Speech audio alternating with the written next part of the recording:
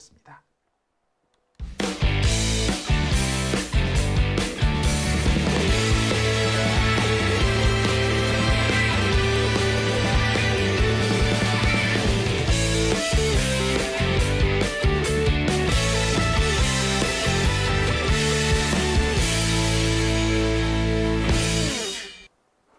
네, 오밤중 뉴스 함께하고 계십니다.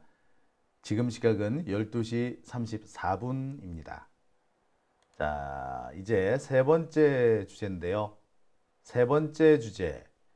자, 오늘 이재명 대표 선고가 났습니다. 그죠? 헌법재판소가 이재명 대표의 선고 요거를 기다리느라고 지금 윤석열 탄핵을 미루고 있다는 게 이 정설처럼 되어 있지 않습니까? 자, 어쨌거나 이제 윤석열 탄핵 언제 선고합니까? 이재명 대표 살아났잖아. 선고했잖아. 헌법재판소는 이재명이 죽기를 바랬나? 이재명 죽기를 바래서 이재명 죽고 난 다음에 그 다음에 편안한 마음으로 윤석열 탄핵 선고하려고 그랬나? 근데 어떡하지? 이재명 선고가 났는데 살았네? 자, 그러면 앞으로 남은 것은 윤석열 탄핵 선고죠? 이제 좀 빨라질라나요? 그 얘기를 세 번째 주제에서 다뤄봅니다. 아, 참, 저는 이번 이 탄핵 사건 과정을 보면서 헌법재판소가 정말 대한민국의 헌정 질서를 수호할 의지가 없구나. 아, 저런 것들을 헌법재판관들이라고 만들어 뒀나? 라는 생각을 해봤습니다. 지금 윤석열이가 어떻게 아직까지 파면되지 않고 살아있을 수 있단 말입니까? 게다가 법원에서는 윤석열을 석방까지 시켜줬죠. 단 한 번도 쓰지 않았던 구속기간, 이것을 써가지고 그 계산법을 해계한 계산법을 써가면서 윤석열을 석방시켰습니다. 그 판사 새끼 이름이 뭐라고? 지귀연. 우리 절대로 잊으면 안 됩니다. 잊으면 안 되는 판사 제가 나열을 해드릴게요. 지귀연, 한성진, 이재명 대표 선거법 사건 1심에서 징역 2년 때린 바로 그놈 한성진. 그 다음에 또 누구? 예, 신진우. 절대로 잊으면 안 됩니다.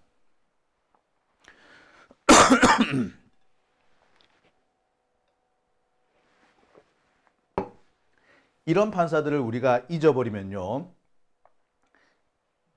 마치 곰팡이 포자가 날아가서 새로운 곰팡이를 피게 만들듯 곳곳에 암적인 판사들이 계속 늘어날 겁니다.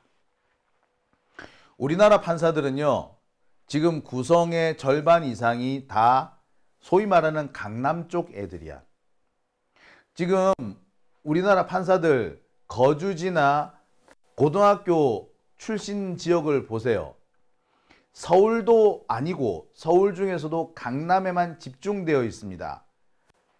강남에서 살던 그 귀족들이 우리나라의 재판부를 장악하고 있는 겁니다. 검찰을 장악하고 있어요. 그러니까 그들만의 세상, 그들만의 리그가 법조계에서 만들어져 있는 거죠. 그 결과 그들의 사고방식은 극단적으로 수구입니다. 적폐입니다. 다른 사람들이나 다른 사회에 대한 최소한의 톨레랑스 같은 거 없어요. 그냥 지들이 오라. 억울하면은 니들도 강남 살아. 이렇게 생각하는 애들입니다. 제가 일베라고 그랬죠. 일베는 드러나는 놈들이지만 이들은 겉으로 되게 고고하고 되게 점잖은 척 하지만 속으로는 일베랑 똑같아요. 제가 보면서 늘 느꼈습니다. 아, 쟤들 일베네. 일베고 쟤들이 전광훈이네.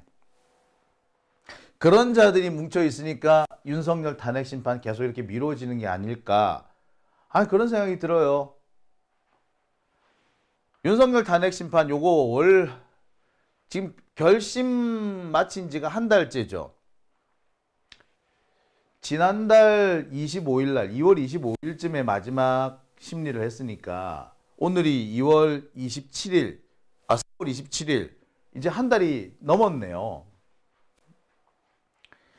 헌법재판관 그중에서도 문영배, 이미선 재판관의 임기는 이제 20일 정도 남았습니다.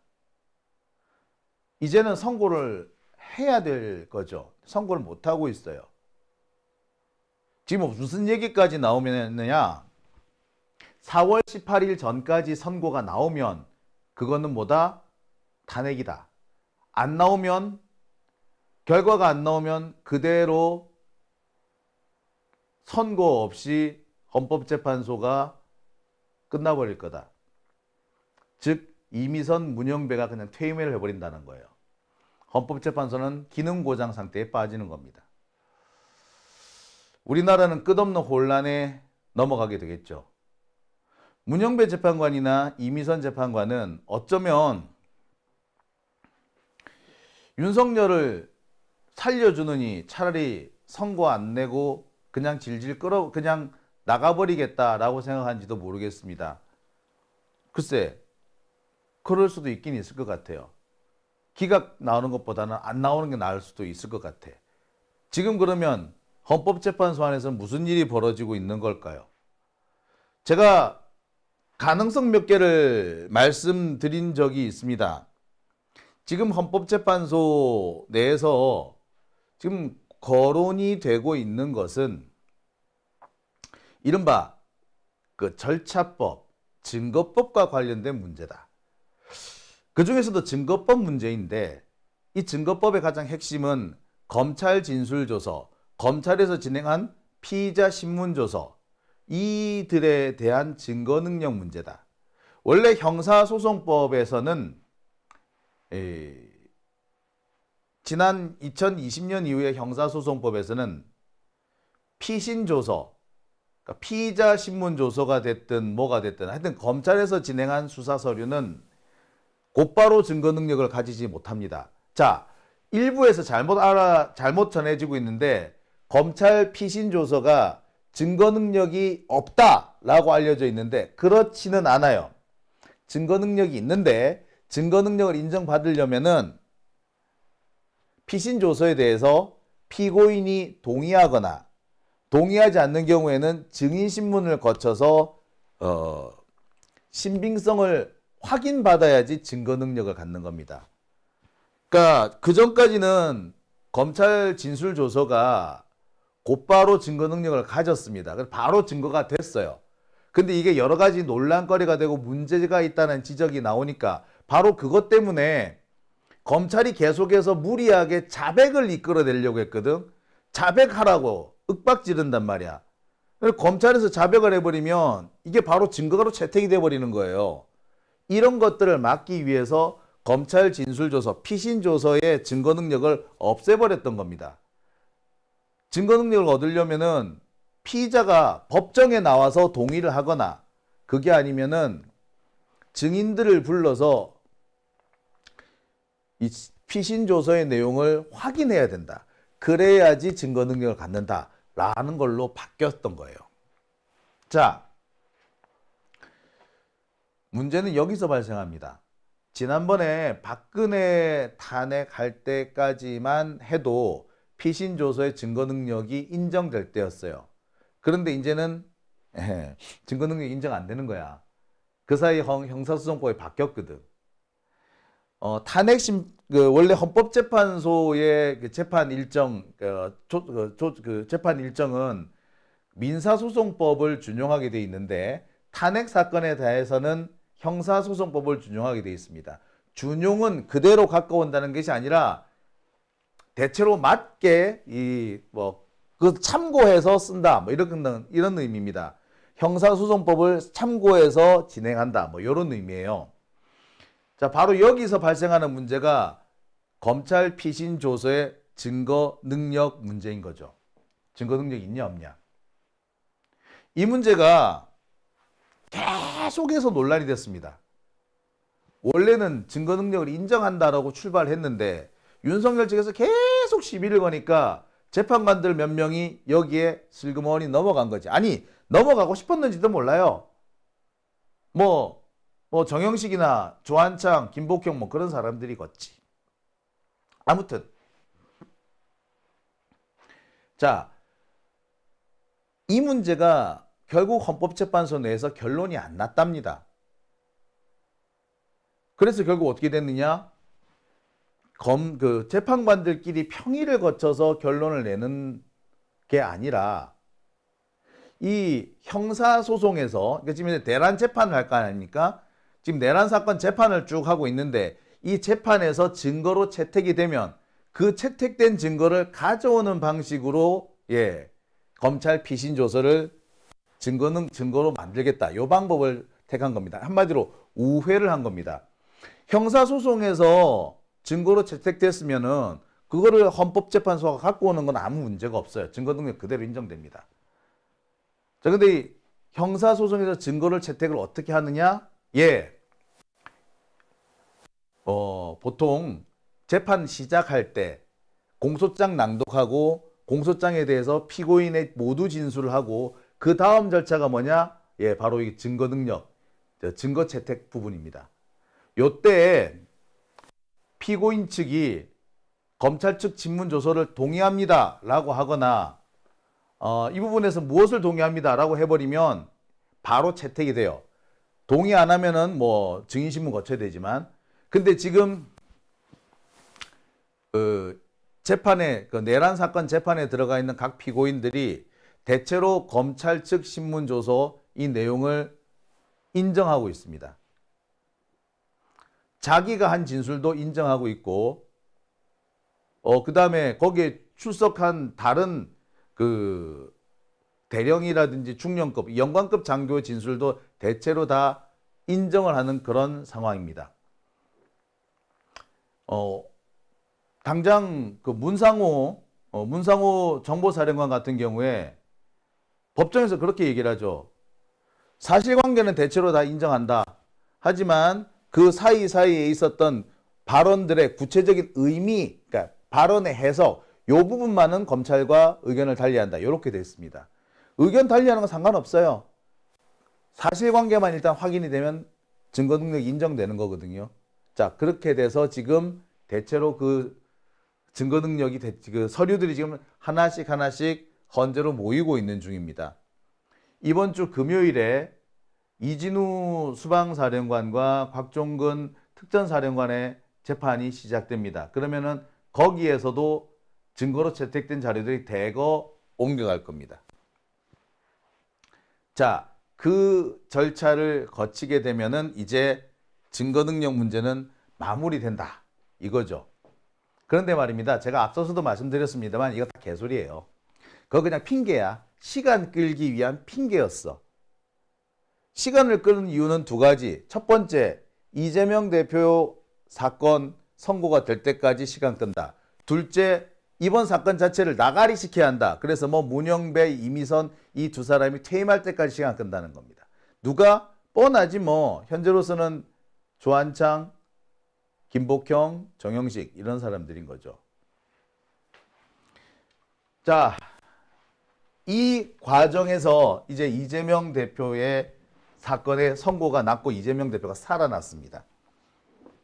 헌법재판소는 거기까지는 생각 안 했을 거예요. 이재명 대표가 완전한 무죄, 퍼펙트 무죄를 받아낼 거라고는 생각을 못했던 거죠. 얘네들은 시간 끌면은 자기들이 도망갈 길이 있을 거라고 생각했던 것 같습니다. 뒤집어 놓고 말하면은 이제 이들도 결론을 내려야 한다는 거죠. 들리는 바를 종합해 보면 헌법재판관들 얘네들도 지금 조금 쫄리기 시작했다고 해요. 바로 요거. 여러분 이 영연백 얘기. 이 영연백 이 얘기 때문에 사실 헌법재판관들도 영향을 받고 있다고 합니다. 여러 가지 의미가 있는데 이 영연백에 지들은 안 들어갈 것 같아? 예, 장담 못하죠. 두 번째, 이 영연백 사건이 터지고 난 다음에, 공개되고 난 다음에 시민들의 분노가 자꾸자꾸 이 고도 수위를 높여가고 있습니다. 지금 탄핵에 찬성하는 지지자 수가 지금 뭐 60%를 훌쩍 넘기기 시작했다잖아요. 다시 높아지기 시작했다는 거 아닙니까? 당연히 헌법재판관들도 고민을 안 할 수가 없을 겁니다. 자신들이 시민들한테 맞아서 영연백에 들어가는 상황이 생각이 있죠. 자, 결국에 헌법재판소는 이제 선고를 내릴 수밖에 없을 겁니다. 더 이상 시간을 끌기도 어렵다는 거죠. 이번 주는 아마 선고가 안 나올 걸로 보입니다. 다음 주 중에 선고가 날 걸로 보여져요.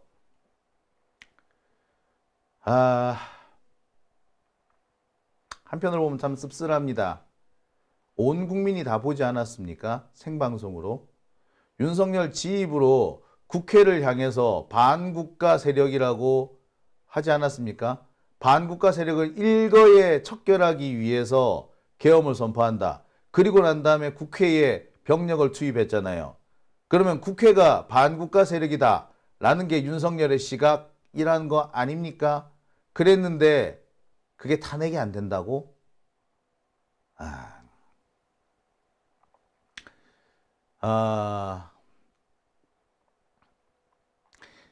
사실 문영배 재판관도요, 이미선 재판관도 정신 차려야죠. 예? 그 사람들은 어쩌면 반대하고 있는 사람들, 탄핵에 반대하고 있는 몇 명의 헌법재판관들을 달래기 위해서 한덕수 탄핵을 안 했는지도 모르겠습니다. 하지만 걔네들은 달랜다고 말을 들을 애들이 아니야. 얘들은 달래지는 애들이 아니라 지들이 하고 싶은 게 있고 지들이 정해놓은 방향이 있으면 그 누가 달래도 안 움직입니다. 왜? 바로 자신들의 사활적 이해가 걸려있기 때문이에요. 멍청하게 우리 쪽 사람들은 회유하고 설득하고 그러면 슬그머니 넘어가죠. 쟤들은 절대 안 넘어가요. 그런 면에서 보자면 문영배 재판관, 이미선 재판관은 지금까지 뻘짓한 겁니다. 지금 마원혁 재판관 임명 안 된 거 아닙니까? 마원혁 재판관만 임명이 됐어도 지금 이 상황이 안 나왔을 거거든요. 근데 이제는 마원혁 재판관이 임명되더라도 탄핵 사건 제때 끝나기 어렵게 됐습니다.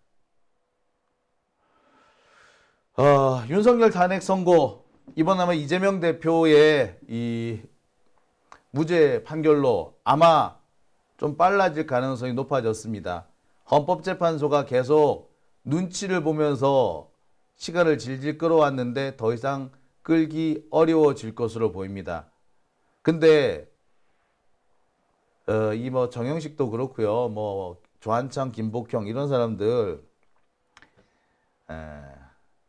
우리같이 이렇게 합리적으로 움직이는 사람 아니에요. 아까도 말씀드렸듯이 그들에는 사활적 이해가 걸려 있어서 거기에 맞춰서 움직이는 사람이라서 탄핵 선고 빨라질 것이다 라는 예측이 일반적이긴 하나 반드시 또 그렇다고 보기도 어려워 보입니다.